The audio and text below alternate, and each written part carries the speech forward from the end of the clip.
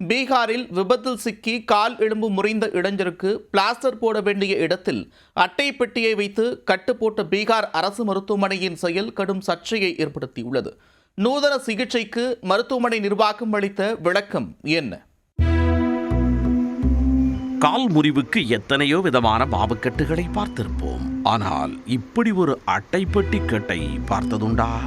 மருத்துவ உலகையே புரட்டி போடும் அளவுக்கு நாட்டையே திரும்பி பார்க்க வைத்த இந்த அதிர்ச்சி வைத்தியம் பீகார் அரசு மருத்துவமனையில் தான் அரங்கேறியிருக்கிறது.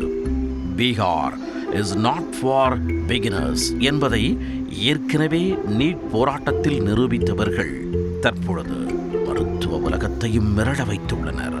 அட்டைப்பட்டி கட்டு அட்டகாசத்தின் பகீர் பின்னணி என்ன?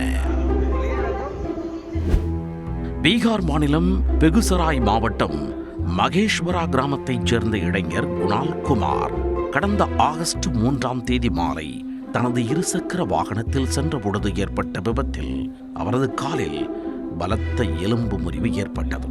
உடனடியாக அங்கிருந்தவர்கள் அவரை மீட்டு மஞ்சவுல் அரசு மருத்துவமனைக்கு சிகிச்சைக்காக அழைத்துச் சென்றனர்.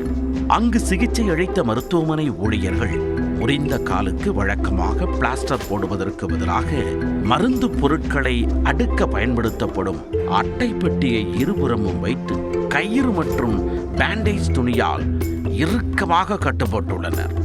பின்னர் மேல் சிகிச்சைக்காக பெகுசராய் சதர் மருத்துவமனைக்கு அனுப்பி வைத்தனர். இந்த காட்சிகள் சமூக வலைத்தளங்களில் வெளியாகி வேகமாக பரவியதை தொடர்ந்து அரசு மருத்துவமனையின் செயல்பாடு கடும் விமர்சனத்திற்குள்ளானது. இதனடா நூதனக்கட்டு என நெட்டிசன்கள் கலாய்த்து வருகின்றனர்.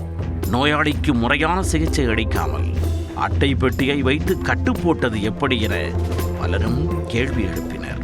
இது குறித்து விளக்கம் அளித்த மருத்துவமனையின் பொறுப்பு அதிகாரி டாக்டர் அபினவ் பிரியதர்ஷி, எலும்பு முறிவு ஏற்பட்ட உடல் பகுதி அசையாமல் இருக்க வேண்டும், அதற்காகத்தான் தற்காலிக முதல் உதவியாக அட்டைப்பட்டியை பயன்படுத்தியதாக தெரிவித்தார்.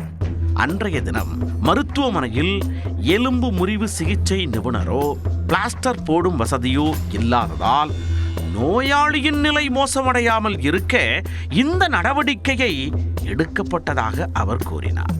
இதற்கிடையே Begusarai civil surgeon doctor Ashok Kumar இச்சம்பவம் தொடர்பாக விசாரணைக்கு உத்தரவிட்டுள்ளார். எந்த சூழ்நிலையில் அட்டைப்பட்டி பயன்படுத்தப்பட்டது, மருத்துவ நடைமுறைகள் முறையாக பின்பற்றப்பட்டனவா என்பது குறித்து விரிவாக ஆய்வு செய்து தவறு செய்தவர்கள் மீது உரிய நடவடிக்கை எடுக்கப்படும் என்றும் அவர் தெரிவித்துள்ளார்.